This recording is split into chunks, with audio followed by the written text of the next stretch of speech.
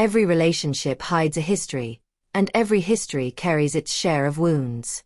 Welcome to Cheating Stories Insights, a place where truth bleeds onto the page. I stepped inside to a silence that felt unnatural. It didn't breathe, didn't shift, didn't even echo. The living room looked gutted, no couch, no coffee table, not even the rug that had been there for years.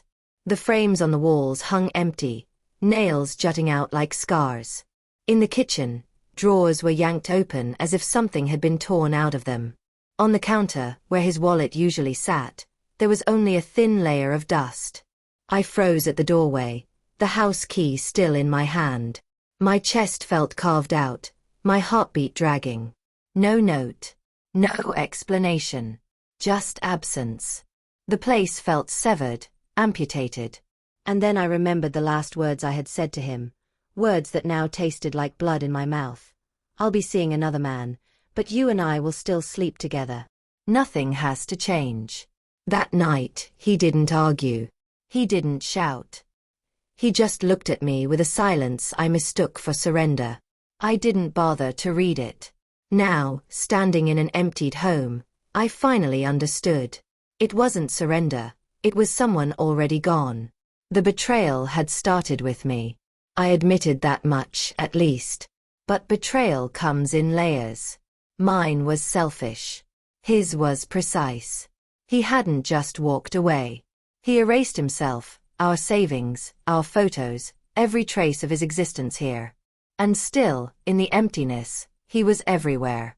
His absence roared louder than his presence ever had. I called him, straight to voicemail. I texted, "What did you do?" No reply. A cold dread spread through me. He hadn't simply left. He had planned this. While I was slipping into another man's bed, he was moving furniture into a truck. While I played reckless with our marriage, he was draining our accounts. I thought I was bold. I thought I could bend the rules and keep the structure intact. But he had already redrawn the frame, without me in it. That night, I didn't sleep. I sat on the bare floor where the couch once stood, scrolling through his messages, his bank records, his emails.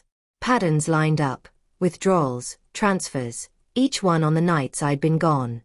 He hadn't been caught off guard. He had been tracking, gathering evidence, every lie I thought I'd buried under smiles. Then came the knife twist, a receipt. He had retained a lawyer 3 weeks earlier.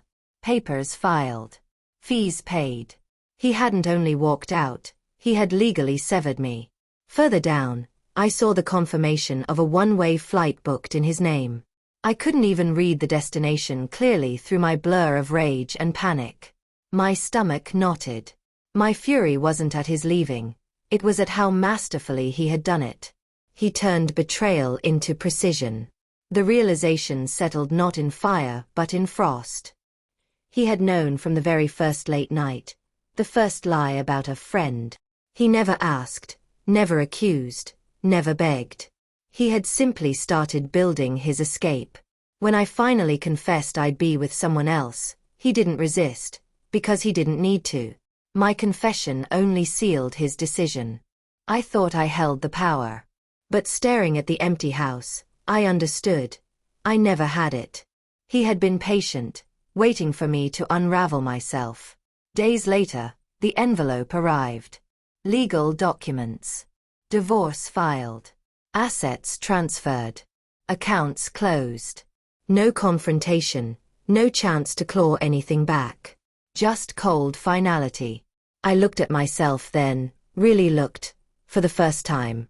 The arrogance. The cruelty. Believing I could shatter fidelity and not bleed from the shards. I wanted to scream, to fight, to reach him. But there was nothing left to fight with. He had stripped me of money, of home, of the story I thought I controlled. All I had left was silence. And silence can cut deeper than rage.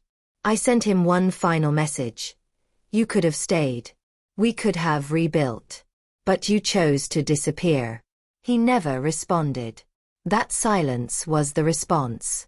His revenge wasn't leaving. It was how perfectly he executed it. No fights. No evidence. No mess left behind. Just absence, permanent and whole.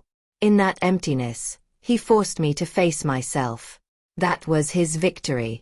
I lost him, our marriage, the life we built. But worse, I lost the illusion that I was untouchable. I walked through the hollow rooms one last time before locking the door. No tears, no pleas, only clarity. Some betrayals explode in fire. Ours suffocated quietly. And in that suffocation, I learned the cruelest revenge isn't fury. It's vanishing. And he was gone for good.